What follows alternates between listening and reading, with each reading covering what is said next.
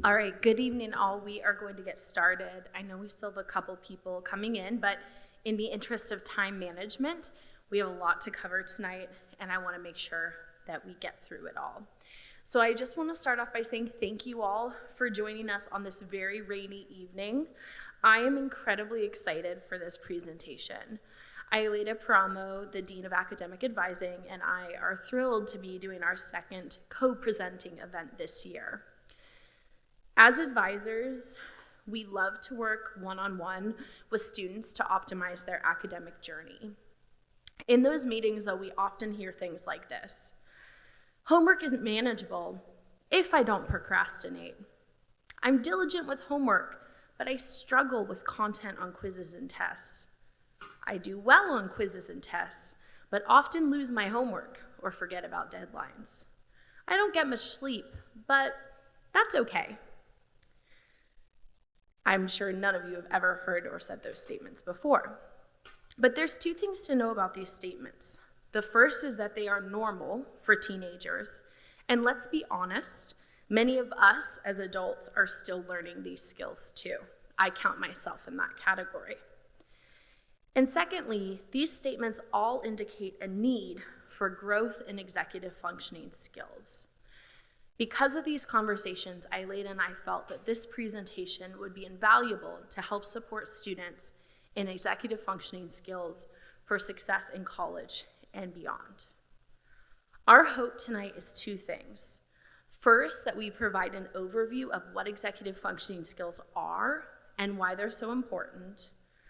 And more importantly than that, I would argue, is what Aelita will be presenting on, which is specific, tangible, realizable techniques to support students in their executive functioning skills.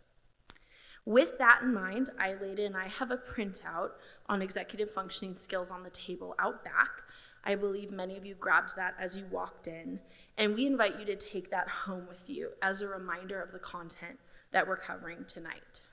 So, with that introduction, what are executive functioning skills? According to the Harvard Center on Developing Children, executive function and self-regulation skills are the mental processes that enable us to plan, focus attention, remember instructions, and juggle multiple tasks successfully. The Harvard Center on Developing Children likes to use the analogy of an air traffic controller. It's the job of an air traffic controller to manage and control multiple systems at once to ensure safety, efficiency, and effectiveness of flights. Without air traffic control, the pilots can't do their jobs, the ground crews can't do their jobs, and the airport would fall into complete chaos. Some examples of what executive functioning skills mean are focusing on relevant sights and sounds and physical sensory information, organizing one's environment or schedule, planning for the future, mentally evaluating the possible outcomes of different problem-solving strategies, choosing actions based on likelihood of positive outcomes, and estimating time and effort necessary to achieve an outcome, and initiating tasks necessary to carry out decisions. If we think of the analogy of an air traffic controller, we can see why all of these skills would be necessary. The air traffic controller must be using their judgment and the systems at their disposal to manage their time and make decisions, not just in a timely fashion, but also in an outcome-based fashion. But as students, these are also important skills. Thinking about how to organize one's schedule as a busy high school student or middle school student or college student, planning for the future, anticipating what a week is going to look like. Should you start studying now because you know you have a busy week next week, or are you going to wait because you don't think about that until your busy week is upon you? As noted earlier though, many people, particularly teenagers, struggle with tasks that require executive functioning. Some of these struggles include things like difficulty in planning and completing projects, problems understanding how long a project will take to complete, struggling with telling a story in the right sequence with important details and minimal irrelevant details, trouble communicating details, in an organized and sequential manner, problems initiating tasks or activities or generating ideas independently, and difficulty retaining information while doing something with it, such as remembering a phone number while dialing. I'm sure many of these are relatable to you all as students, but as I said, also to the adults in the room, as we're all growing in these executive functioning skills. But on the topic of students, it becomes very clear how important executive functioning skills are and how difficult it can be when students are struggling with them. For example, difficulty in planning and completing projects. There are a lot of projects in school. In lower school, a teacher would break down that projects into manageable pieces. Maybe if you've been at Bear Creek a while, you remember something like the animal reports that students do in lower school. The teachers walk students through every single step of that report. What's your title? What's your introduction? And they help the students manage out those pieces by chunking them into smaller, manageable assignments. As students get into middle school, teachers are still there to help support and guide Bear Creek students, of course. But we start encouraging the students to take some ownership of that process. We give them a planner. We talk to them about organizing their time. We encourage them to use their binders to keep track of papers and other assignments. Then when students get to high school, we take the training wheels off the bike. We tell students, we're here to support you, but we expect you to be the ones writing your introduction, coming up with your title, managing the pieces of that animal project, per se. And looking ahead, in college, the expectation is entire student independence. Oftentimes, a professor will assign a research project in the end of August or start of the term, and that project might not be due until December. And it is very likely that the teacher is not going to ask you to turn in any drafts, not going to ask you to see any research, not going to have any checkpoints between when they assign it and the deadline. So with just that bullet point, we understand how if a student struggles with planning and completing projects, with those training wheels coming off and thinking ahead to college, it's really important that students practice those skills so they can be successful. So why do students and all of us sometimes have struggles with executive functioning? Well, they're often tied to brain development and the skills of a young mind. So executive functioning and self-regulation skills depend on 3 types of brain functions: working memory, mental flexibility, and self-control. And each type of executive function skill draws on multiple of these elements, so they're very interrelated.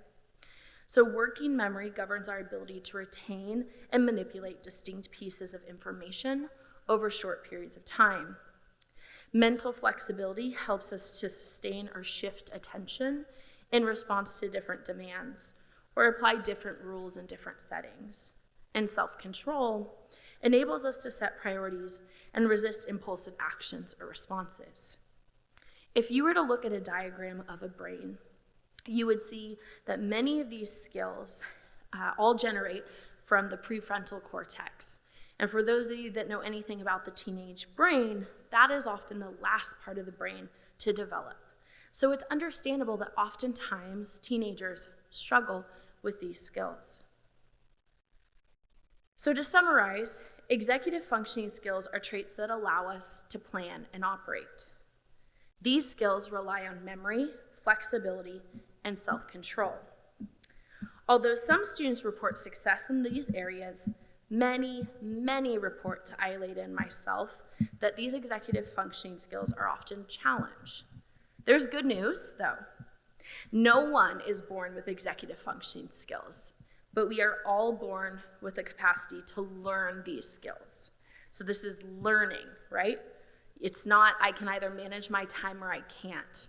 I either am good at impulse control when I'm studying or bad at it. These are all skills you can learn. And the other good news is that there's 3 normal periods of this skill development. The first is ages 3 to 5, We're all past that, unfortunately. But the second is adolescence, and the third is early adulthood. So for students in this room and for parents, there's at least 2 additional periods of significant growth and skill development in executive functioning skills. So there's time. And why does this matter? It's important, of course, because Aeleda and I want to help students academically. But it's also important to remember that these are not just skills to succeed in the classroom, but also in social emotional growth. And, of course, for college. I pulled out just 3 of the executive functioning skills that are really valuable in a college setting, and there are a lot more, trust me, as I looked at research. But these were 3 that really stuck out to me. So one of the skills, inhibition, that's that self-control piece.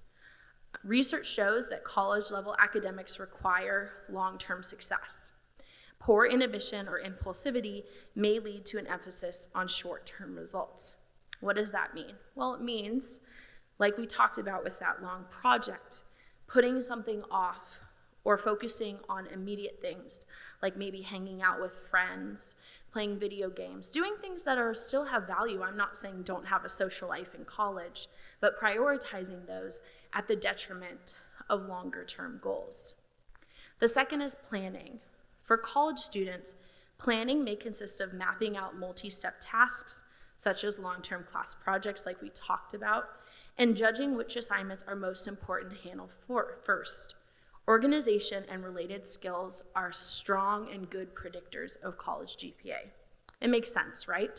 But the research backs up students that are better at planning and organizing are stronger students. And lastly, self-monitoring. So successful time management has been linked to academic success. Students' control of their time ensures all tasks are completed and goals are met. Like I said, in college, no professor is going to be knocking on your dorm room door to see if you're completing the homework assignments. In fact, no professor is going to knock on your dorm room door if you don't turn something in. They're just going to give you the grade that you get, and they'll move on. So that's why it's important to build these skills now so that you can be successful when you have that hands-off focus in college. Remember that these are not just skills, though, for high school or college. These truly are life skills, which is why Aeleda and I believe it's so important for students to work on growing these now when they're entering that second window of growth. So with that, I'm going to turn it over to Aeleda so that she can give us some practical skills and tips to grow these skills. Thank you. So, like Katie said, these are great, important skills that we are very useful in college and also in life, right? But that we can develop. We're not born with these skills, but anybody can develop them. And you guys are ahead because you're here tonight, trying to learn about all the skills that we can then use later on in life and in school. So I want to start by talking a little bit about what organization skills are. So developing organization skills is a key ingredient for success, not only in school, but also in life in general, like we said.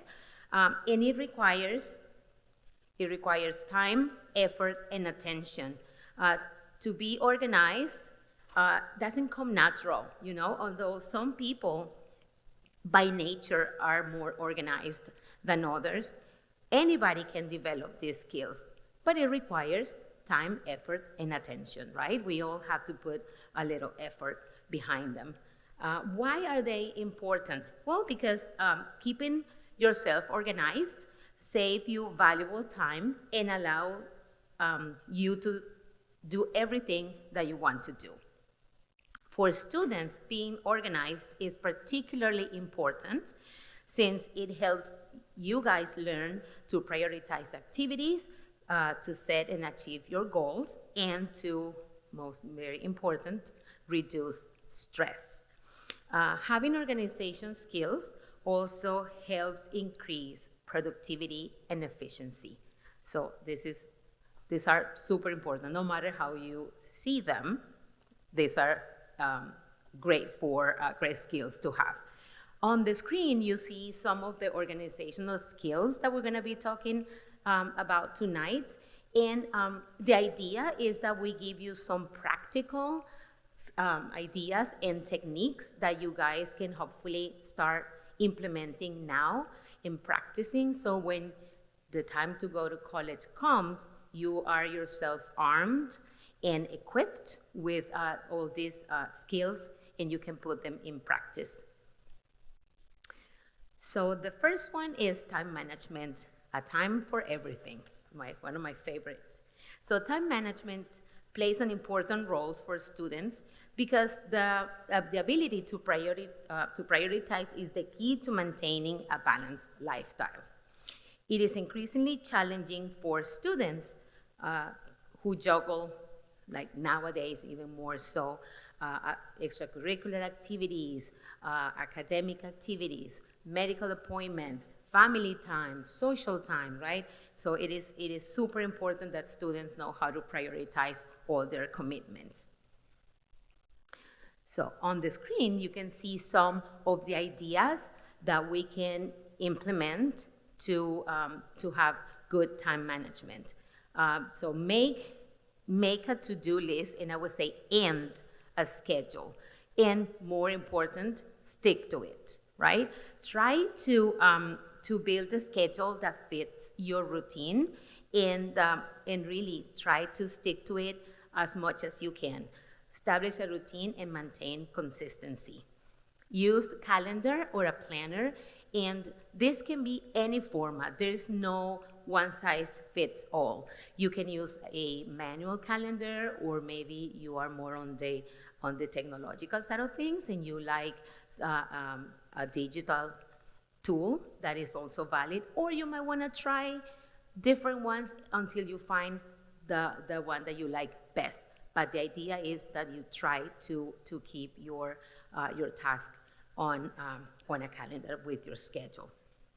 Then break tasks into smaller, more manageable steps, and just focus on one step at a time, because sometimes we get overwhelmed when we see everything, right? Everything that we need to do, and then we paralyze. We don't move, and then we try to avoid. So instead of to avoid that from happening, let's just break down into smaller tasks and focus on one step at a time. And then another idea is just get up and done. Get up early and just do it, right? As fast as you can. Get into action.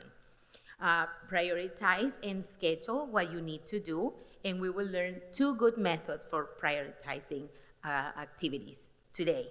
And then reward yourself with, when you accomplish or you complete a task or you accomplish one of your goals. So speaking of prioritizing, I mentioned that we have 2 good methods or techniques to prioritize activities. One is the Eisenhower method, and the other one is using task lists. The Eisenhower method was, of course, invented or created by President Eisenhower, and it is one of the, a method that is based on a matrix in which we prioritize activities based on importance and urgency. So prioritizing takes place when the brain distinguishes main ideas from ideas or details that are low in relevance, right? And it also happens when students plan to work on how they invest. They plan how to invest their time and effort. So it is important that we also maintain a log of our activities and check them off as we go. So how does this work? So, before I go ahead and explain, it's super important when we prioritize that we keep in mind 2 things. Number one, we have to be aware of the weightage of every of the assignments or assessments, right, and the deadlines, because those are two key pieces of information that we need to prioritize our tasks. And then, like I said, keep a log and keep it visible, keep it handy so you know exactly what your activities or the next activities are. So the Eisenhower method uses this matrix that you have in front of you, and it's a decision-making technique that involves categorizing tasks, again, based on importance and urgency. So the way it works is that it has 4 quadrants. The first one is for activities that are urgent and important. These are the activities that the students need to do right now because they are sensitive, time sensitive, and they add value to their goals. So these are in this bucket or this quadrant. We're going to add all the activities that need to happen because maybe they are due tomorrow, right? And we might have left it for the last minute, or maybe the teacher just told us today, so that needs to happen today. And then that could be, again, a paper that is due tomorrow. Then the second quadrant is activities that are important, but they are not urgent. These are activities that we can schedule for another time. You could do them, you can work on them tonight, but you don't have to, right? You can prioritize the one on the green quadrant. And these are activities, for instance, for example, writing the conclusion of a project that is due maybe Friday or maybe next week, right? So you can schedule it for another later time. The third quadrant, the red one, is for activities that are not important, but sort of urgent. That can be, for instance, when a friend calls you to ask you a favor or to ask you a question. So you can maybe delegate, maybe by suggesting that he calls another friend because you're busy. And that is an activity that you don't have time because you need to focus on the green quadrant. So you can delegate it to another person, or you can give your friend some maybe information on where to find the information that he's looking for. And finally, the blue quadrant, so those are activities that are neither important nor urgent, and these are activities that you should just not do at all. These are activities that usually distract you or create bad habits like checking social media or watching Netflix or other form of procrastination like gaming too long. And these are just to find an excuse not to do the task that in the first or the second quadrant. So you should just delete, and forget about them. They are not conducive to anything positive.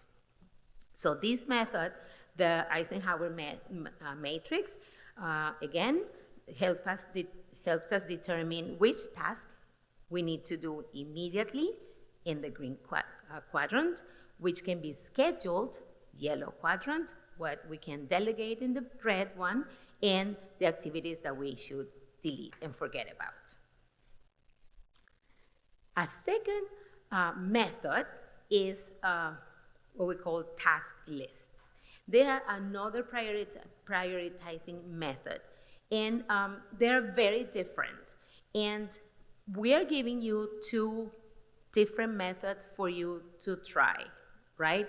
There is no right or wrong answer. Again, is what suits you best. And my advice would be to try both and see which one works better for you. And even if these 2 don't work, maybe now you know that there are some prioritizing tools out there and you might want to do some research, but I encourage you to try with one of these 2 first. So task list, I actually like this one a lot, and I use it nowadays without even thinking, right? The first step is find the items that you need to add on your list. For this, you might want to check Veracross. Veracruz, you have all the assignments and assessments listed for you.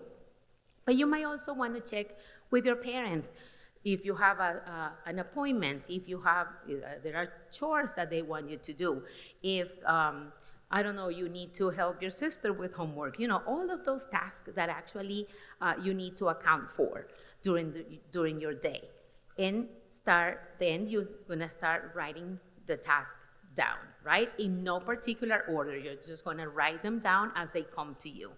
It is important that you keep in mind that, that this task shouldn't take more than an hour.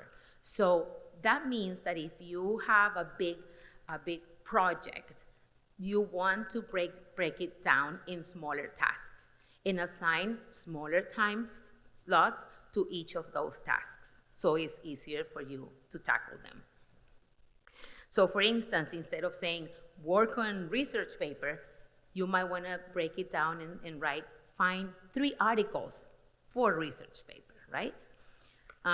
Then we're going to estimate how long each of those tasks might take us and write it down next to each of them.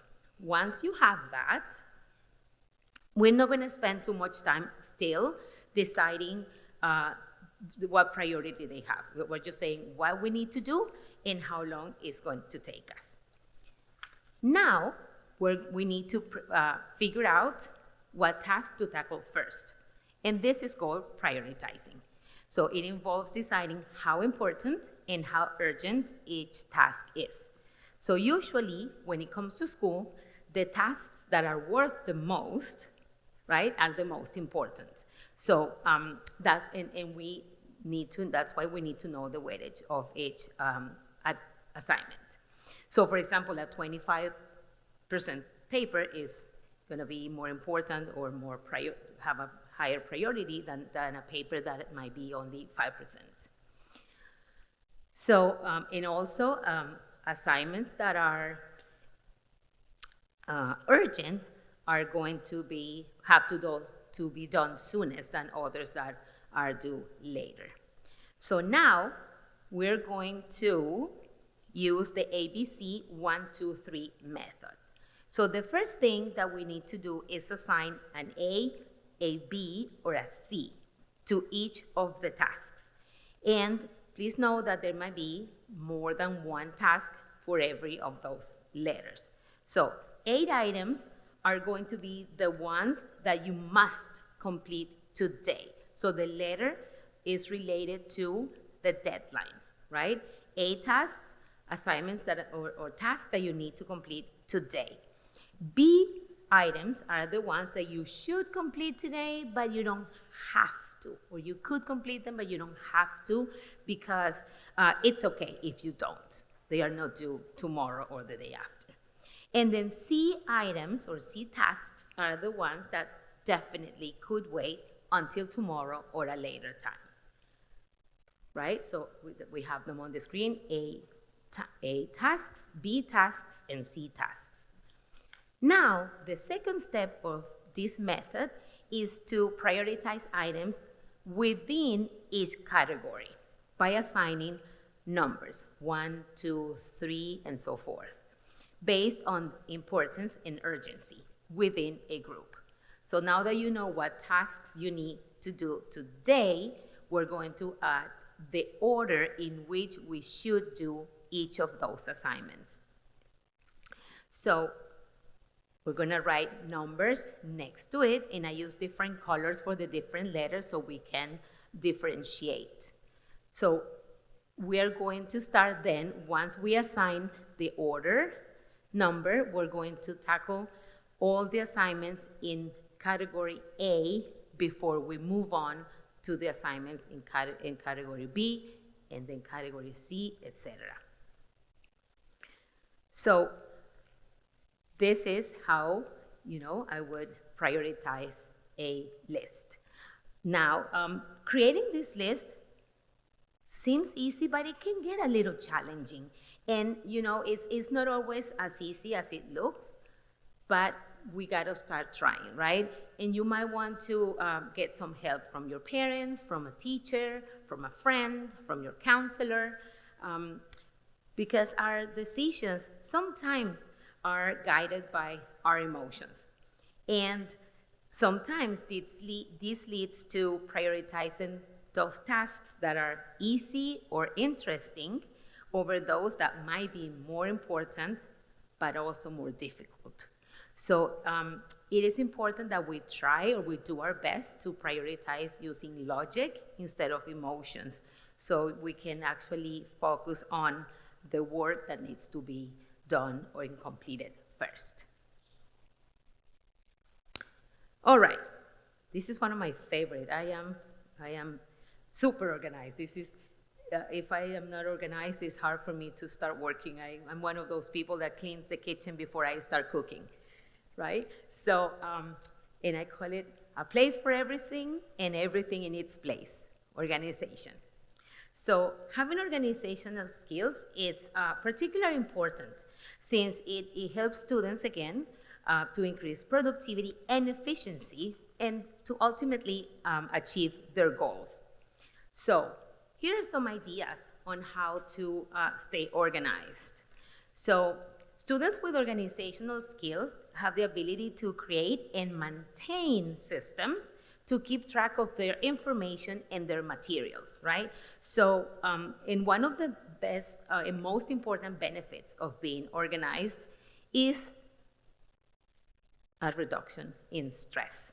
We don't like to be stressed. So actually, staying organized can provide that benefit to all of us. So simply having a more efficient system to keep track of your papers and your materials and appointments can help minimize the stress influence conditions such as anxiety. Also, I'm sure you all know this, but having an organized place is much easier to dust and clean. I'm sure you all do that after school and before you start your homework. And it also helps, effective organization helps in a number of ways, right? It allows to collect information and put it according to relevance.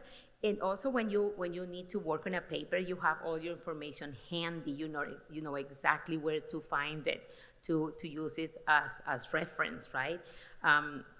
And it actually saves time and avoids reworking, because sometimes you don't find the work that you already did and you have to do it again, and then after you do it again, you find it. So it's like, oh my goodness, a double waste of time. So ideally, you want to have a dedicated distraction-free study zone that is, a quiet study place with no distractions.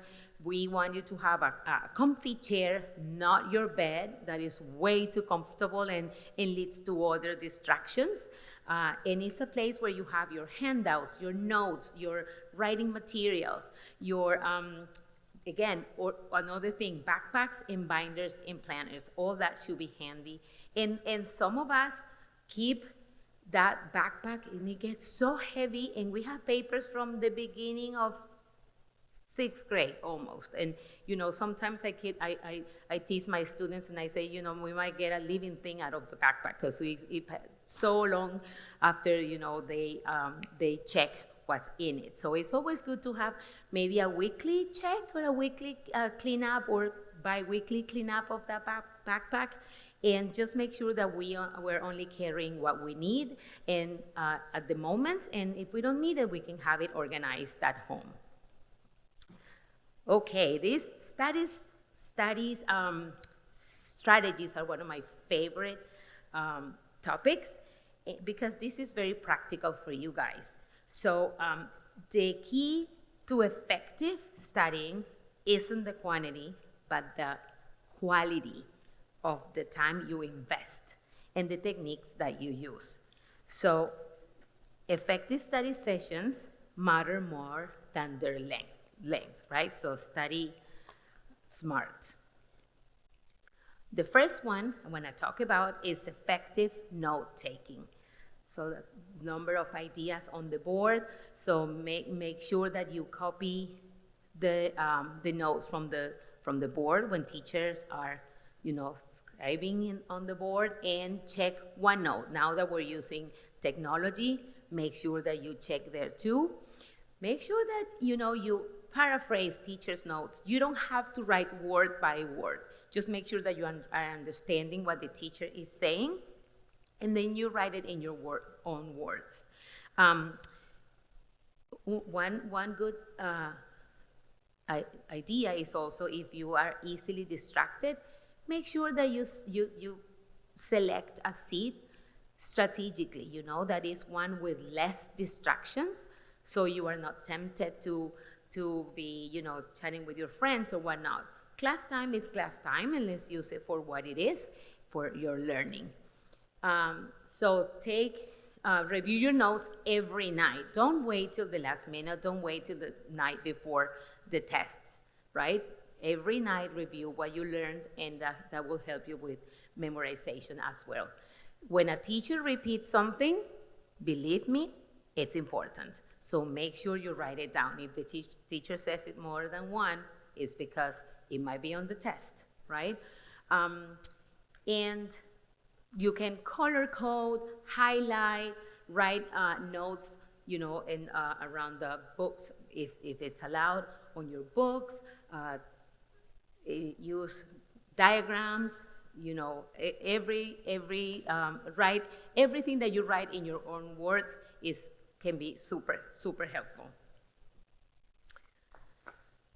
Now, you attended class, you took some good notes, you went home, and you review everything you learned during the day.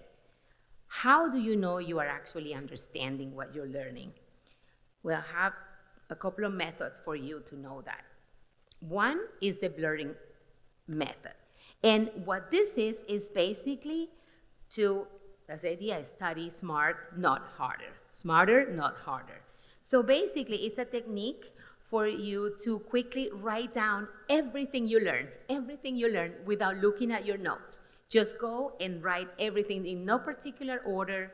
It doesn't matter how the teacher explained or when.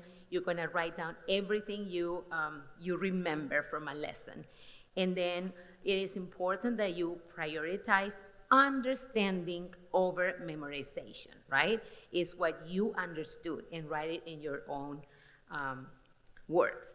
And then check with your notes, or with your friends, with your teacher, and then fill in the gaps and complete those notes.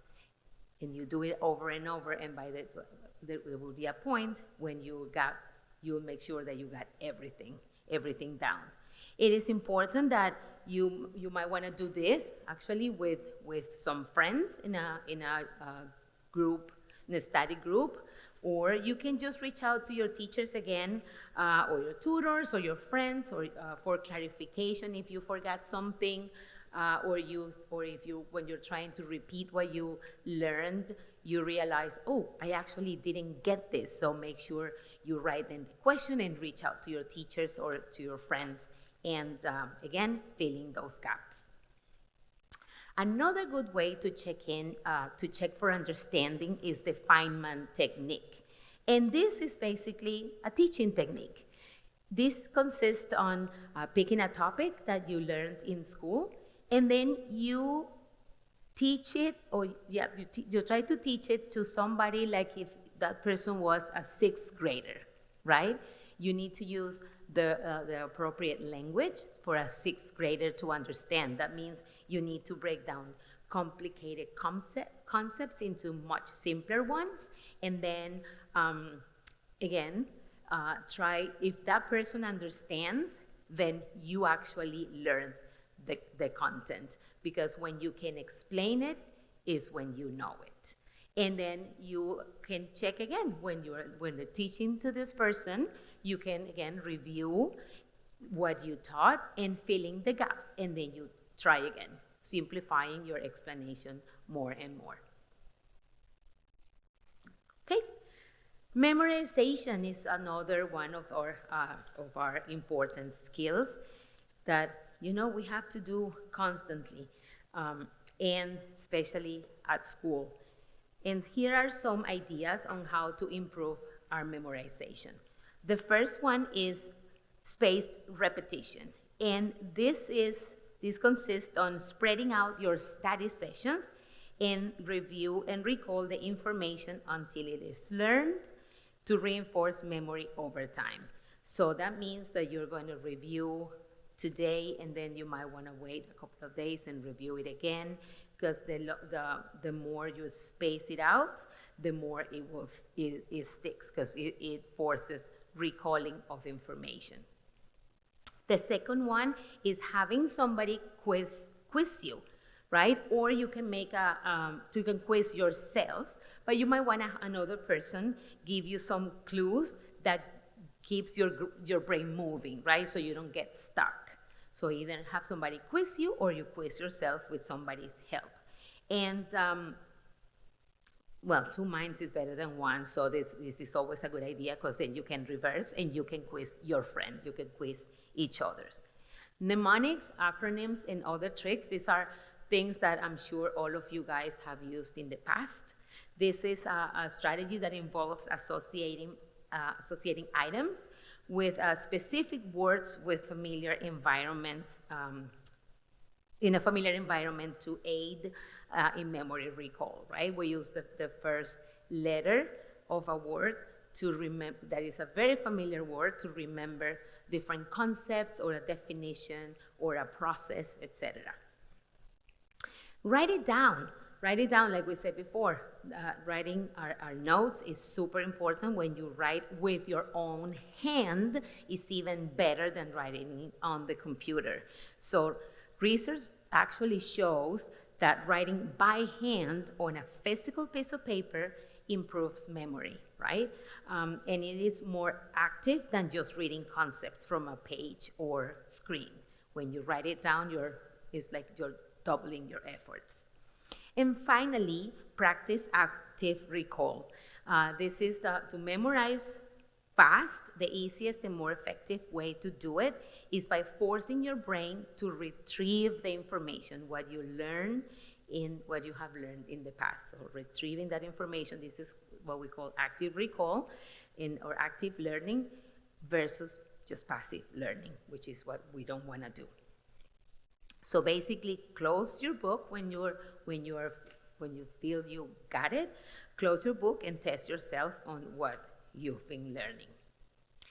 Speaking of active learning or active reading, these are some ideas or strategies on how to actually do active learning, right? Not just reading words just to sound them out. It is important that we participate in the reading, right? So read with a purpose, more than once if necessary, until it sticks.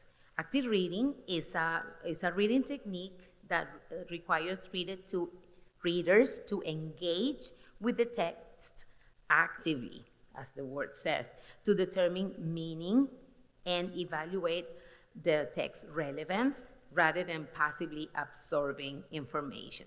So this means that we're going to be reading and asking ourselves questions. Am I understanding? What does that mean? Am I getting the main idea? What is the supporting information, etc.?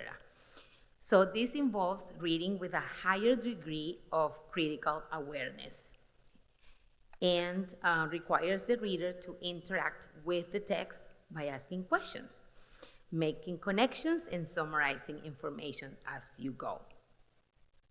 So some ideas that you might want to ask is, what is the main idea or the message of the text? Where does this information fit within the context? When does this event occur? How can I connect this to some things that I learned previously, etc.? So on the screen, there are some ideas that you can also implement, like making a glossary of terms is always a good idea. Making connections with previous learning. Don't wait till the last minute, because then we are reading fast just for the sake of reading, right? And ideally, don't read in bed, because it's very easy to fall asleep when you are in bed. So get a comfy chair in your study place and read there. All right. Ooh, I love the Pomodoro technique. This is a time management tool or technique. The Pomodoro is a technique that was developed by a guy named Francesco Cirillo in Italy, and a Pomodoro is a tomato. And this is because this is the shape of the timer that he used in college when he developed this strategy. And it's very simple and cute. So basically, you are going to choose a task, like maybe reviewing for your history test, and then you're going to set a timer for 25 minutes. Those 25 minutes equal one Pomodoro. So the idea is that you are going to focus exclusively on the task. There is no social media, there's no TV, there's no petting the dog, nothing else but the task in hand for 25 minutes. Once the timer rings after 25 minutes, then you can take a minute break and reward yourself. You can go get a snack. You can go outside and throw the ball with your dad. You can pet your dog. You can, I don't know, whatever you can imagine in 5 minutes that feels refreshing, and you might feel accomplished because in 25 minutes there's a lot that we can get done. And then when you put it together, or you do 4 Pomodoros, so 25 minutes, 5 minutes breaks, 25 minutes, 5-minute breaks, and so forth, 4 times, we get a 15-minute break. So this is a bigger way. You can go for a walk, you can bake some cookies, or have a bigger reward. So this is a great way for us to manage our time, to focus, and to be more productive. Speaking of trying to avoid distractions, and when we set the timer for our Pomodoro, 25-minute Pomodoro, how then we avoid getting distracted? So the first, and you may think, it's our best friend, but it also can be our worst enemy, our phones, right? Turn it off. Turn it off. Make it, I would say all the way off, because sometimes it's in silence, but we see the screen lit up, and then, too much of a temptation, and we reach for the phone, and the moment we do this, done. The Pomodoro went poof, no good anymore. So let's try to shut it down all the way. Then use those time study sessions. A Pomodoro, right? You can do a Pomodoro set of 4, the four Pomodoros, or just one. Start slow, start small, and then build up. Do the best you can. Ideally, sometimes it helps to have a visual timer. Can be very helpful, because you can focus on the task, and then it is also kind of rewarding that you're getting something done. Avoid distracting places. You might be tempted to go to the maybe to the library, but the library can be distracting too, if depending on your personality.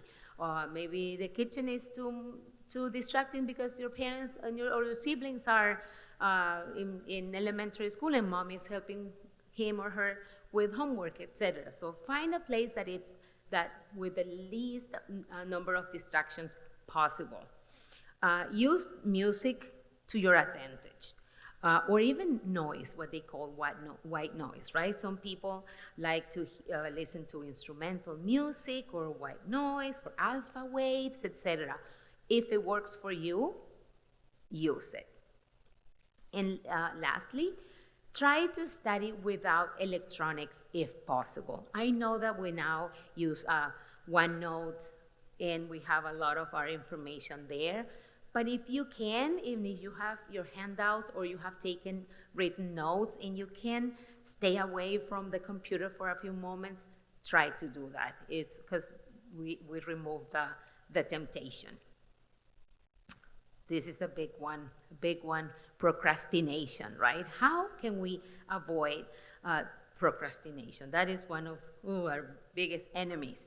So let's start by by setting goals. And they don't have to be big goals. We can start with small ones that are achievable and measurable, and then break down, again, larger tasks into smaller, manageable steps to make sure that, it doesn't sound so daunting and you can stay focused. Then prioritizing your activities based on urgency and importance. So we can create a matrix, an Eisenhower matrix, or we can do our list and make sure that we're prioritizing our tasks. Then time blocking. We're gonna, again, use our planner or a schedule to have our activities, and we're gonna stick to it. And we're gonna minimize distractions. We talked about that, including turning off all the devices. And we're gonna reward ourselves for our smaller or bigger accomplishments, right? This is also, when you take a break, it prevents burnout and improves overall productivity. Then seeking support. We cannot do it all ourselves. That's why we are in a place like this, where you can reach out to your friends, to your teachers, to your advisors, etc. We are here to help you and support you. And super important, just be self-aware. You know yourself best. You can reflect on your patterns of procrastination and identify the reasons. Why are you procrastinating, right? Why are you behaving that way? What can you change? So when you understand what triggers you, then you can make some changes.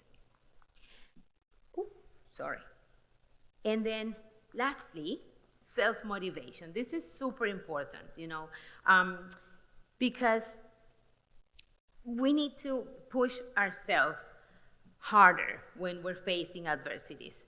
It helps us secure faith in ourselves that we have the skill that it requires to complete a task, and we're competent, right? We're competent to achieve our goals. We can do it. It's just a matter of also going for it, trying. So self-motivation includes approaching difficulties head-on and optimizing the resources that we have to handle the problems that we're facing.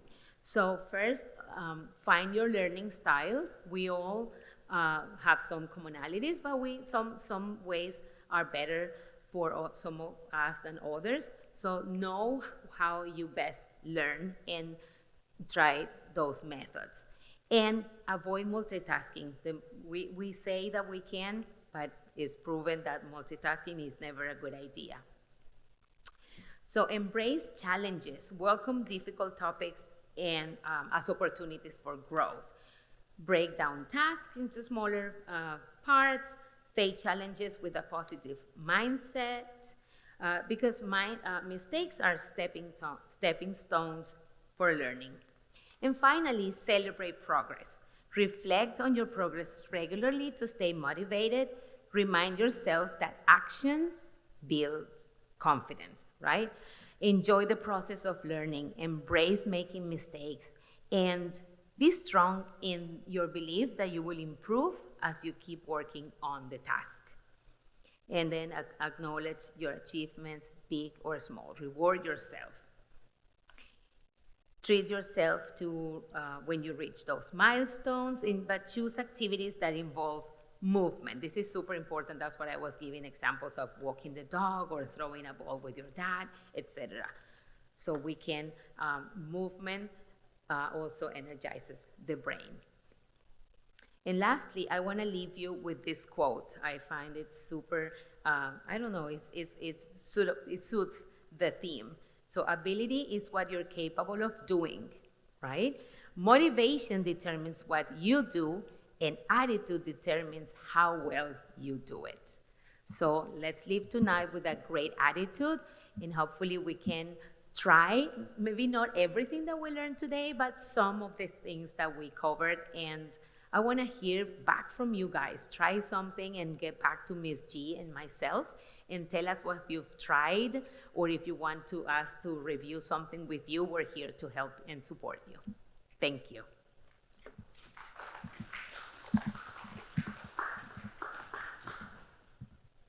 All right, yes, so we can use a couple of minutes if you guys have any questions or want me to go back to any of